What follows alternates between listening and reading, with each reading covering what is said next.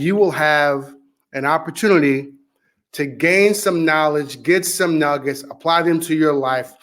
I think that everybody has a story to tell, and that's the reason why I bring these dynamic people on Word for Word. So today on the show, we have a young lady who has, against all odds, overcome a lot of obstacles in her life, and she has now written a book. She is now an author. And I know a lot of you think that, becoming an author is this big, huge task that only very special people can accomplish. However, I want you to know that is not necessarily the case. So without further ado, I would like to introduce you to Miss Janine Bradford Lee. Good afternoon. Good afternoon. How are you? I am doing awesome. Since we met a few weeks ago, I've been just like on the moon waiting to really talk to you about this whole journey that you've been on, that you're on. Yes. And, you have quite a dynamic story to tell. And so I want everybody to have the opportunity to listen to this story of yours and gain some knowledge from it. And let's see where this conversation goes. And so I'd like to set the foundation. Okay. And after reading your bio, you talk about how your parents had a dynamic effect on your life. Yes. So why don't you share with us the relationship between you and your parents, if you would? Okay. Thanks for having me. My relationship with my parents, my dad is unfortunately deceased. I had a very close relationship with him. I was a daddy's girl. So till this day, that still bothers me, that I don't have my dad to talk to, or that he didn't get a chance to walk me down the aisle, or I just can't talk to him when I want to. I don't have my dad.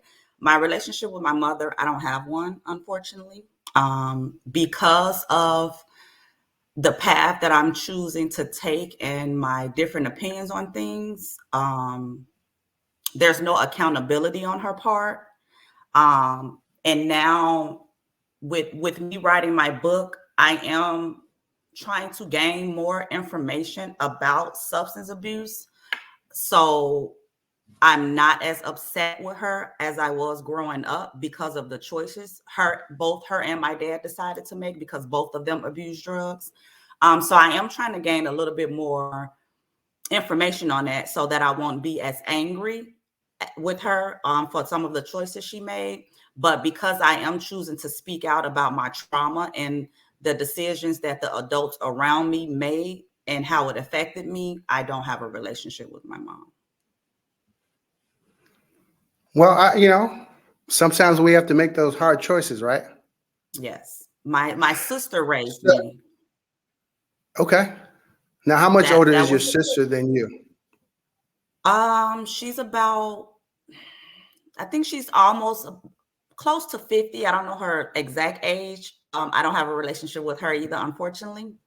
Okay. Because of I'm like on an island by myself, if you would say. I've always felt like that growing up. I've always felt like I've been treated differently, but because of what we sometimes envision or want, or picture like a family should be, sometimes we just put up with certain things in hopes that it will change.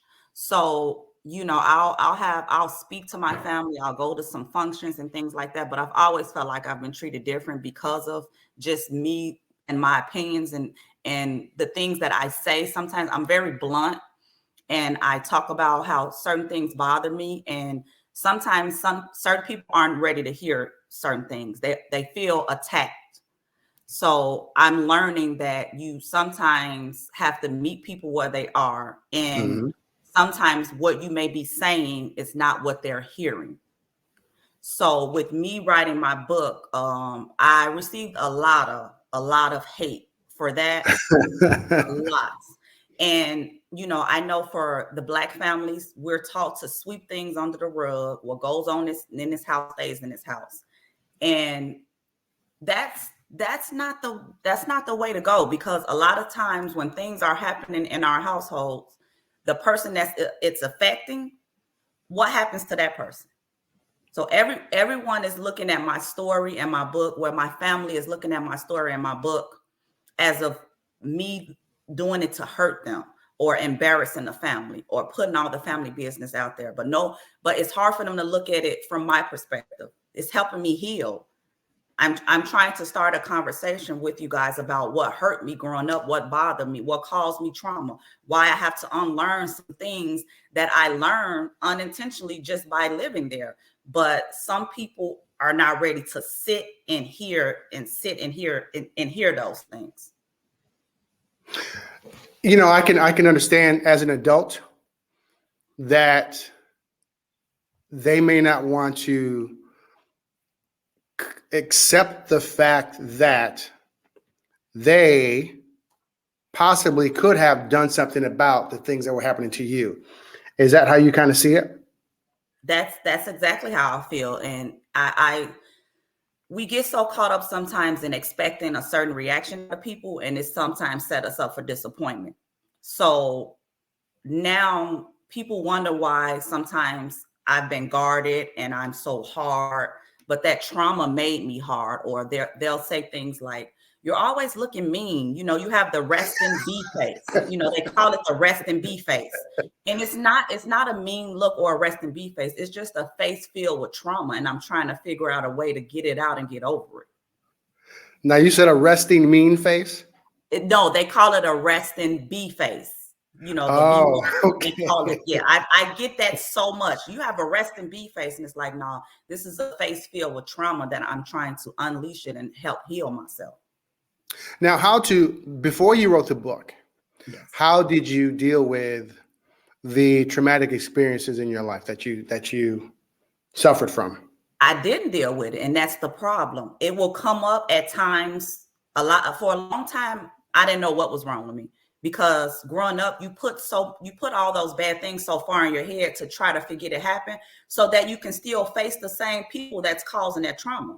You know, I've sat in my abuser's face and talked and had conversations, and because in my mind it didn't happen. So if it didn't happen, everything's good. It's copacetic. So I went through life pretending that it didn't happen. And I pushed it so far in my head that sometimes when it would come up unexpectedly and things that I didn't know that would trigger, I found out that it was certain that I had triggers, but I didn't know that. So it will come up and I would just get upset or start crying, or I would be very angry out of nowhere. And I saw that happening too often. I saw it happening with my children. I saw it happening with my husband, who was my fiance and boyfriend at the time. And that's when I realized, like, I need help. And another thing we're taught in the Black families, you know, seeing a therapist is for white people. You don't need to go talk to anyone. So, you know, all these things are in our, you know, inside of us as kids. Right. And we're growing up with these thinking, I can't do this. I can't do this. I can't show this. I can't do that. If I cry, if I do this, I show emotion. I'm weak. I'm soft. All the things that not just family, but society around us, our environment has taught us. It's embedded in us. So we're growing up with all these bad habits and we don't have any outlet. So I made that decision that I need help. I need to talk. I need to go speak to someone, because I'm spiraling. I'm getting upset. I'm getting angry. I'm crying. I'm frustrated. Every little thing bothered me. So that's when I just decided to everything that was taught to me by the environment, the society, and family growing up, I decided to forget about all of that and just try to get help for myself.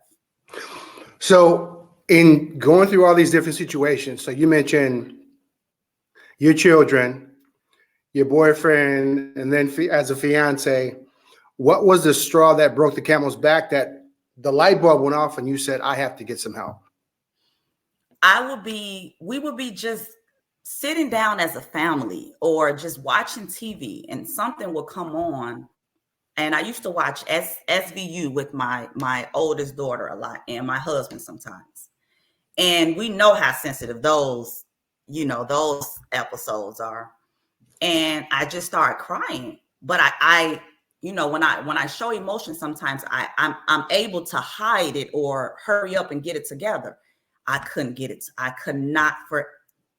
tried everything to get it together, and I could. my tears just kept flowing. And my husband like, what's wrong? You know, my kids like, what's wrong? I'm like, nothing. I instantly got aggressive and upset because now they notice this emotion that I'm trying to hide. And I'm noticing that I'm no longer able to hide it. So now I'm like, okay, something's up, because I've been hiding this for 10 plus years. I've done a good job at, I call it mask on, mask off. I've done a good job with it, but now it's out of my hands and I can't control it. So I had a talk with my husband that night, and I told him, I think I'm going to go to the doctor, let them know my symptoms, see if something mentally is wrong, or see if I need to take some medication. I said, I'm going to call my insurance and try to talk to a therapist. And my husband is very holistic. He doesn't believe in medications. He doesn't believe in any of that. So he's like, you know, I hear you. I support you. He's like, I don't think you should do medication if that's an option, but I do support you in going to speak to a therapist or a counselor. And so that's what I did that week. I went to the doctor. They diagnosed me with anxiety and depression, which I knew since I was a kid. I knew that I struggled with that. But again, I have to put the mask on. The show must go on. I have to keep going, because that's all I was taught to do, just keep going. And they tried to prescribe me medications. I did take them for a little bit, but I didn't like how they made me feel. So I started seeing a therapist. And at first, seeing a therapist can be scary because you're talking to someone who you don't know. But on the other hand, it's good because this person is not biased in any way. And they're coming from a standpoint where they're a professional and they're trying to help you. So when speaking to the therapist, she told me to write my bad thoughts down and kind of ball them up or fold them up and put it like in a container with a top. And by the end of the night, I can dump them or burn them. And if I dump them, it's called sinking the ship. So again, from where I'm from, I'm like, I'm already doubtful and negative. This is not going to work. Because again, how you're negative Nancy. This is not, I'm already against it. But I'm like, no, you made the decision to try to help yourself. You took those steps. So you're going to give everything a try, because what you've been doing is no longer working. So you have to try to find something else that's going to help, something positive. So I started doing that. And the first couple of days, it didn't work. But that's because in my mind, I've already decided that it didn't work. So, and we have to really understand this, when we're trying to do something and in our mind, we're already, this is not going to work. It's already negative thoughts. Then that's what's going to produce negative results. So after about a week, I noticed it started to work. So then I started to journal, and I'm like, okay. Well, hold on. What did you notice that made you realize that this could be effective? My thought process, the way I thought about it changed. It shifted. I told myself, okay, positive affirmations. Again, people telling you is what you think is what will happen. That doesn't work, but I'm going to try it now.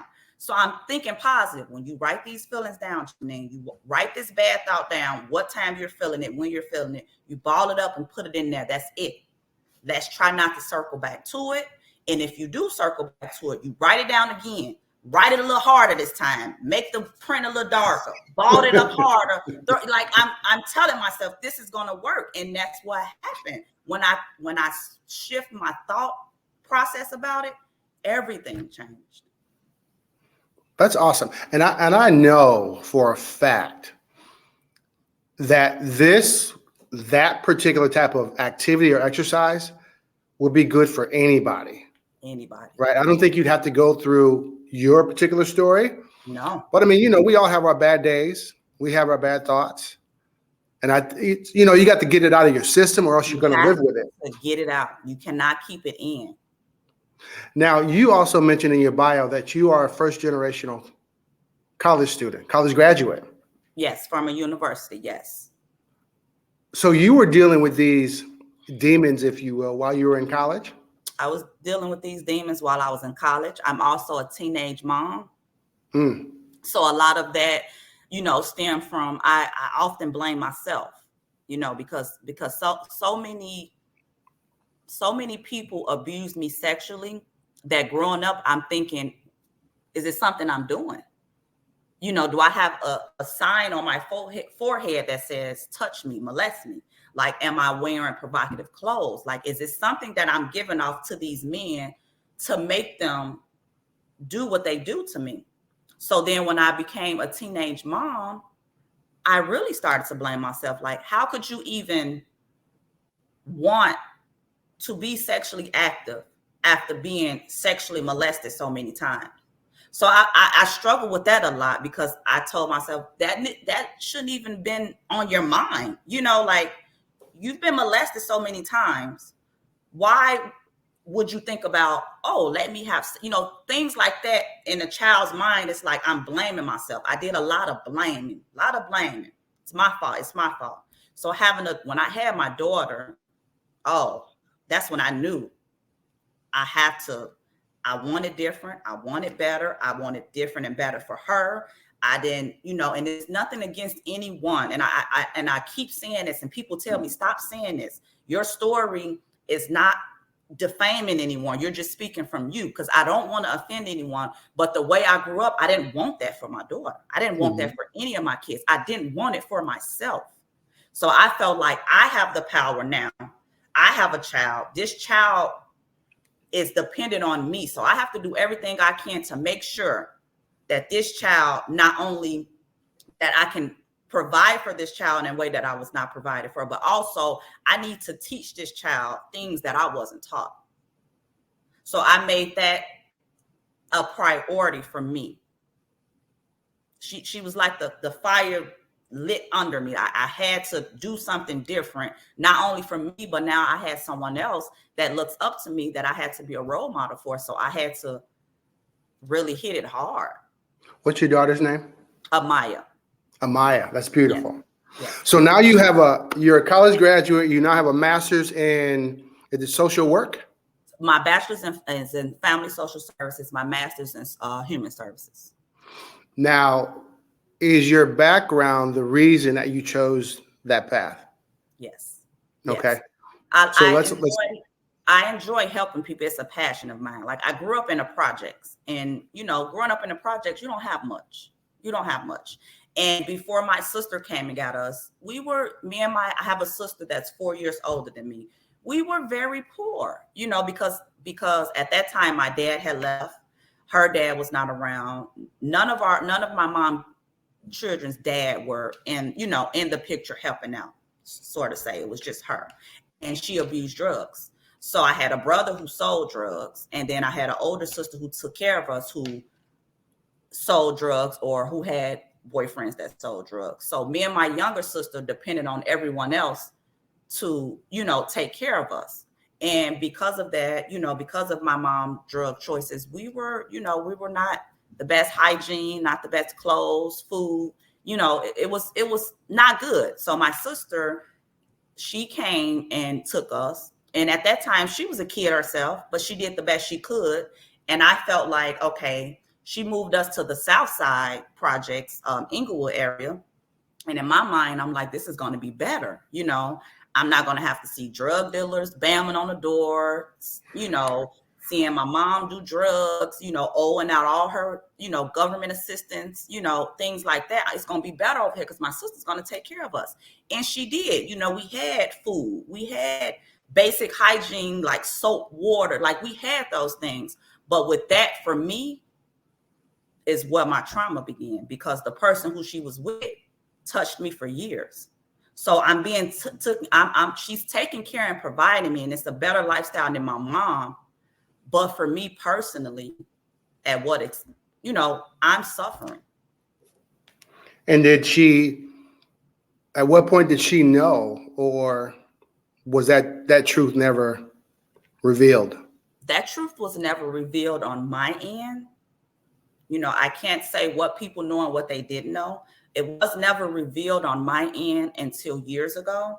I had just had my second baby, my second daughter, and I told them. I told my mom first. We were sitting at the kitchen table, and we were listening to the radio playing cards, and something just told me to tell her, and I told her.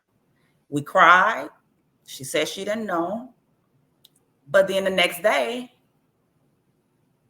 she went and was talking to him, and like nothing happened. So that hurt me, because something I've been holding in for all these years. I just told you what happened to me, and you go in and get some weed from him.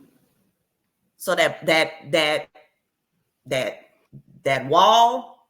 You trusted her, and then you lost trust. Now I'm guarded again. Right. Then I tell the other families members, and some other family members came back to me and said that, some of the adults said, well, why did I keep getting in the bed? So now I'm being blamed. Mm-hmm. So the very thing that victims, we don't speak out a lot because of the backlash we're going to receive from people. Oh, she's lying. She was fast. She's that.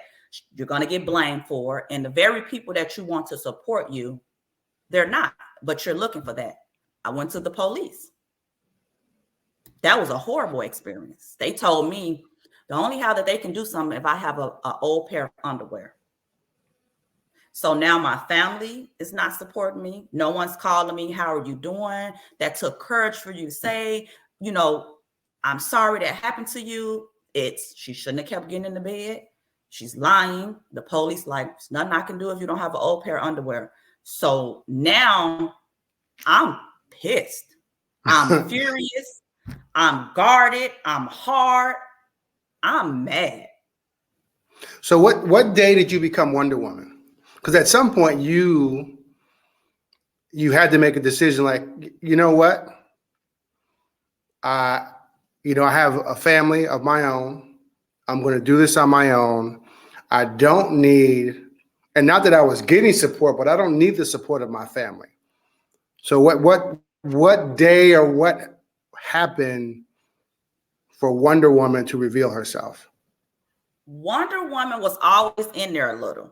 When I went out to college, it was like an hour and a half away, but I signed up for an apartment, a job. I would work 3 jobs. I had an apartment. I worked at my daughter's daycare so that I can see her in between classes. So it was always in there. But what really made it come out is the fact that I seen that I gave these same people a chance to finally be there for me. Include the authorities who we're taught not to trust. They're not for us. I gave so many people a chance to be there for me, and everyone let me down. So that's when that kind of beast came out. Like, you know what? I'm going to do this, this, and this without this, this, and this. And my husband talks about me to this day. He's like, I'm your husband. Let me help you. I just do it. I don't depend on anyone. And he's like, our marriage cannot work that way. I'm your husband. I'm your partner. And my guard was even up with him. Well, I'm sure. I mean, going through that for that many years, I'm sure you don't trust me to a certain extent, and it's hard to do that. So I applaud you for getting to that point. So let's talk about, because we really set the foundation for your background and how you develop this really hardcore shell, right? Yes. But I want to see that smile on your face because you know where I'm going. I want to, and I'm going to pull this up so we can share this. So let's talk about this because you look like a queen right here. Oh, thank you. So at what point did you decide that you were going to write a book? And I don't know if it's a book meant to tell your story. Yes. Or if it's a book meant to give power to other young women. So you tell me, what's the purpose of the book? It's both. I've realized that I started writing this book about 3-4 years ago, but I've always been hesitant to publish it because of how my family would say I made them look, which I can't make anyone look like anything. So I wrote it 3-4 years ago. And when you're reading the book, you can tell what stage I'm in my life when I'm writing. You can tell when I'm upset. You can tell when I have so much anger and hate in me. You can tell at what part I realize I need help. And you can tell what part I realize this help is actually working. So as you read the book, you can tell the different stages that I'm in, because sometimes I'll have to take a step back because I had to actually sit in it. And no one wants to sit in it. I had to actually sit in it and really come to terms with a lot that I've been through that I had hidden so long. So I really had to take that mask off. And in order for you to fully heal or even begin your healing journey, you have to take the mask off. And that's one of the hardest things, because you're also letting the world and people in onto some things that you kept hidden inside for yourself. So it's things in here that I wouldn't want anyone to know about me, but it's a part of my healing journey. And as I'm writing it and as I'm crying, remembering some of the things that I tried my best to forget about, I noticed that it started to help me. And then the feedback that I'm getting, I'm going to be honest. A lot of people say, you don't give yourself enough credit. I'm very, I always put little in front of the stuff I do. Oh, I'm just little Janine. I'm just, and my husband and a lot of people around me hate that I do that. So I did not think that this book was going to get the recognition and support that it has been given. The feedback, of course, with the negativity, that's going to come. But the positivity that I've received from strangers, Mr. Rayford, strangers. I had someone. You have to do me a favor. I'm sorry. You have to stop calling me Mr. Rayford. Okay. Call me Michael. Michael, I'm sorry. So the support that I'm getting from this book, Michael, I didn't think I would get it. I have people reaching out to me that's closed my book that I don't even know and said that as soon as they finished reading and closed it, they reached out to me. Like I at first I didn't accept strangers from social media, but I started to. Some told me just start to. I would receive phone calls from people I didn't know, and I would answer. And it will be young women and young men. Let me be clear and put that out there. Young women are not the only ones that are sexually abused. It happens more to males, but males are more embarrassed and feel as though it's testing their manhood that they don't say anything. Absolutely. I've had females and males reach out to me crying, saying that I gave them motivation to speak up. Thanks for putting myself out there. Thanks. I gave them the courage because I had the courage. So to me, that is awesome. As I'll get down a little bit because of the backlash that I'm receiving from families. And I had to tell some people, do not send me anything else they say or write about me. That's none of my business. Let them get out whatever they need to get out. And I'm going to continue to do what I'm doing because it's not only helping me, but it's helping others. So I'll get down with that sometimes, but then God, he knows it. Someone will send me a message or a phone call and it'll just be so positive. Like, you helped me get through this. And I'm like, see, thank you, God. Because Let me ask you a question. So when we met a few weeks ago, and I told you, I said, I like interviewing people who have a story to tell because somebody can benefit from that story. I didn't expect all of this. So what were you thinking when I said that to you a few weeks ago? Because I'm sure you're like, No, ask my husband. I said, Ramil, this man, he's different. I'm like, he's different. I say, I think he knows me, but doesn't know me. He picks up, like, you have gifted people like that. And I told my husband, I said, I need you to meet him. I said, it's like he knows my story, but he wants me to tell it, but he doesn't want to tell it. I felt like you knew already. And sometimes that scares me a little bit. And he's saying, my husband's like, no, it's good people out there, Janine, because for a long time, I didn't think it was good people out here because of so much stuff that happened to me. I just was like, the world is bad. And my husband like, it's good people out here, Janine. So I'm telling him, I said, Michael, I think he's one of those good people. I said, but I think he has a gift. He knows I have a story, but he wants me to tell it without him telling it for me. So I felt like you knew a little. I felt like you knew something. I appreciate your courage because you could have gone the other way. And that's what I'm And so happy about, because I researched some things, and I researched, you know, what happens to women who have been, or even people who have been through what I've been through. And the list was heartbreaking. It was heartbreaking. And I'm just so, you know, I'm sad that that list is there, because the victims, you know, we shouldn't go through what we go through when we, you know, because it's happening to us. So I'm sad that the list is there, but I was really grateful that I only had about 1 or 2 things on that list. good. Now, this book is taking you, and I'm a little jealous. This book is taking you to Mexico. It is taking you to the DR.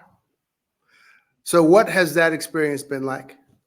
Shocking. Again, I did not know. My husband and other people around me say, Janine, you don't know the type of effect that you have on people. You're a powerful woman, you're a strong woman. And now I understand that I can't just sit around and be sad about the family that I was, you know, the family that I could not choose for myself, that I was born into, being so hurtful towards me. But it's the family that you create. You know, God's put certain people in your life for a reason. And he has blessed me with a lot of good people that are like mother figures and things of that nature, so that I can solely, you know, just focus on becoming a better me. So going to those places, again, I did not think this book would have such a huge effect on people. Like, I'm grateful it did. I thought, I'm gonna be honest. I'm very honest. And the reason I wrote this book is because it's very transparent and raw.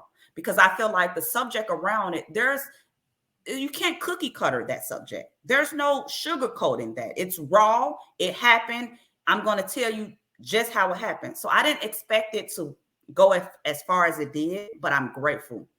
But it's been amazing. You know, I'm having people like, okay, can you make it an audiobook? Can we get it in a different language? And I'm like, different language, audiobook, like what? They're like, when is part 2 coming out? And I'm like, wait a minute. Like, I still have to catch up to, okay, this is really happening.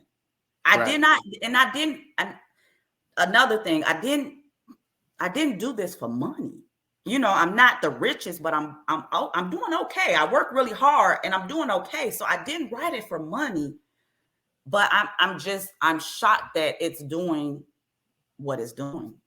Like, I went to a self-publisher, and she will tell me, like, this is going to take off. You know, her motto is, your story is someone else's survival kit. And Miss Vanessa, she says I remind her a lot of her story, and you know, you're going to help a lot of people. And I'm like, okay, this is just stuff publishers tell you. You know, we'll see. But it really has been a blessing, that it can be a blessing to so many people. I love that it's helping so many people and having them find the courage to speak out, because holding that in, you're just, you know, you're just hurting yourself. And I tell people that people will look at me and say, oh, you're so pretty, you dress so nice, you're so well put together. Yeah, because I had to make sure the outside of me was okay, but because the inside was ugly. Right. That is awesome. Because you just mentioned a part 2, audiobooks. What is next for Against All Odds and yourself? What's next for me is that I'm going to be doing some speaking engagements. I've already started on part 2. And I just want to speak not to just females. I want to speak to the younger generation and older people, because like I said in my book, no one was there for that 8-year-old Janine, 16-year-old Janine, 23-year-old Janine, 30-year-old Janine, you know. So I want to speak to females and males who have went through this, to let them know that it's never too late. It's never too late to put yourself first and get the help that you need and start to heal. It's never too late. A lot of people think, oh, you know, I've been going through this and keeping this inside for 10, 20 years. I'm good. No, you're not. You're not. So I just want to help people to do their best to try to unleash it in a healthy way, so that they can be a better them. That is good stuff. Now we're getting to the part, I mean, that is an awesome story. I can even think of movies that would fit that, or I see a movie somewhere. But, you know, as a part of the interviewing process that I do, like you have your cause, right? Yes. And then I also have my cause, which is how money works. And so every guest that I have on the show, we go through a couple questions because my cause is teaching people how money works.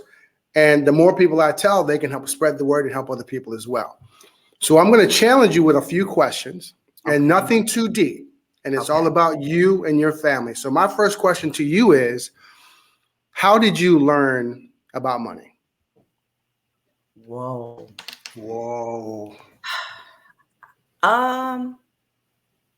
Basic school math, I would say, and seeing the people around me, how they use money, you know, how they make money and use it and spend it. So that's, the school teaches you the basics, you know, addition, subtraction, multiplication, things like that. But who taught me about money? I would say I learned just by looking. I learned by and looking. I'm sure there's a point in your life, because when you decided to become or let Wonder Woman out, like when you said you were working your 3 jobs, like you probably had to figure some things out on your own because you probably didn't want to depend on too many people because of the trust issue. Yes. I watched my sister with money, you know, other people around with money. I just watched them, and, you know, of course they like, okay, you're going to have bills to pay. You're going to have this. So, you know, that, but not too much. You know, I'm still learning, to be honest with you. I'm still learning. I'm still learning and unlearning some bad habits about money. Absolutely. All right, good. Next question. So, and you talked about this a little bit. Who do you think should be responsible to teach our kids about money? Is it the school system? Is it eventually when they get a job? Or is it their parents? I'm going to have to go with parents, because the school only teaches you so much. I'm a big advocate at whatever the school teaches you. I feel like you still should teach your kids at home, because the school is not teaching everything that they should. They keep a lot of history hidden to make themselves look. I can go on and on about that. So I really do think that the parents, you know, should take some type of ownership in teaching the children about money. Okay, good. Now this is a trick one, kind of, sort of. Okay. Because you do have young children, what are some things that you are teaching them? I'm teaching them a lot of things that I was not taught. You know, we're taught, you know, when you have money, you automatically spend it, you know, because you have it, you spend it, you know. So, and if you have a lot of it, you got to look like you have a lot of it. And no. I'm into fashion and designer, but I'm into saving. I'm into stocks. I'm into, you know, Roth. I'm into all those accounts, but I didn't get into this until a couple years ago. I didn't know anything about it. I knew about savings and credit, but the other things, I didn't know anything about it. So I'm teaching them, and I stated this earlier, I'm teaching them what I wasn't taught. And on top of that, I have to unlearn a lot of bad behaviors about money that I learned, and not even trying to learn, but, you know, they just rub off on you, you know, you want everything to look good. You want your house to look good. You want to drive a nice car. So unlearning that behavior and trying to teach it to my kids that just because you have money doesn't necessarily mean you have to spend it. That's what I'm struggling with my 12-year-old. As soon as she gets some money, she in her mind, she has to spend it. And she said that, well, I have money, you have to spend it. Like, no, you don't have to spend it. You can save it, you know, but to a 12-year-old, what am I saving money for? You know, like, I have it. So trying to, you know, meet them where they're at. Like, you know, they're kids, so they want to have fun. So letting them enjoy being a kid, but at the same time, you know, getting some seriousness into it. Like, you know, I know you're a kid now, but you won't always be a kid. And, you know, you need to know these things, but I'm going to let you be a kid a little bit. But, you know, so it's finding that balance is what I would say is the hardest, finding the balance. And that's good, because that's one of the reasons why we're on this campaign, is because people need, and when I say people, I'm talking about people who look like us. We need to start having more of these conversations, right? Because if your parents aren't talking about it and your neighbor's not talking about it, your cousin's not talking about it, where are you supposed to get the information? And if you're just getting it from school, who's to say that they're giving you enough or that it's accurate? You're right. So last one, I want you to think back, and I know you're 29. So No, if I'm you not were going 29. to, Well, thank you. I am. I'm 29. Go ahead. I'm 29. if you were going to talk to your 18-year-old self, what would you tell your 18-year-old self about money? If I had to tell my 18-year-old self about money, I mean, I you could would, have had a good experience or a bad experience. How would you share? What would you share with your younger self? I would share with my younger self that just because you have it, you don't have to spend it. And I will tell my younger self to learn more about investing in stocks and things that can make you residual income versus just what you look like on the outside. Because I've stated that I'm big on, I used to be very big on how I look on the outside because I tried to hide what was inside. So I would tell my 18-year-old self, it's not about perception, because you can look like $1 million And have nothing. and have absolutely nothing. And Absolutely. that hurts more than anything. Because at some point you got to take that stuff off. And then how do you feel? And when you look in the mirror, what do you see then? Without all this flashy stuff, what do you see? Absolutely. So we're wrapping up, but I want you to, this is your moment to, and I know you said you don't want to just talk to young girls. You want to talk to young boys. You want to talk to young people and old people. So this is your chance to give a message to those individuals who your story could touch. What would you say? I would say that, I'm very honest. And although I'm going to be honest and say it's not easy, it's not easy. The people who you expect to support you may not be there. They might let you down, but you have to continue to push through and go forward for yourself. Time does not heal all wounds. You have to put in the work. You have to. I know the saying, time heals all wounds, but I don't go by that saying because I've learned from experience. Time passed and my wounds were not healed. You have to put in the work. You have to sit in your stuff, come to terms with it, and push through to get through it the best way you know how. You have to keep going no matter what. No matter who's in your corner or who's against you. You have to push through no matter what. It's not going to be easy, but I'm here for you. And you have other people that you may not even know that's there for you. You have people. Just keep going. That's good stuff. Now, for those who are going to see this interview, how can they, do you want people to reach out to you? How do you want, if people have questions, concerns, maybe going through something, how can they reach out to you? Yes, they can reach out to me. My Facebook is Janine Bradford Lee, JENNINE. My Instagram is just Janine. And then my website where they can find my book and also get in contact Hold with that me. up a little higher. Where they can find my book and they can also reach out to me is justjanine.com. And I am there whenever they need me. I have people DMing me and messaging me at 2, 3 in the morning. If I'm up and I see it, I respond. I respond to everything. Even if it's negative, I respond. All right. This has been an awesome interview. I want to thank you very much. So this is Janine Bradford Lee, author of Against All Odds. It has been my pleasure. You stay strong. Continue to spread the love and the knowledge, and keep me up to date on what's going on next, because I'd love to have you on and help spread the word and give the people some nuggets that will help them grow as well. Thank you. Stay blessed, sister. Thank you.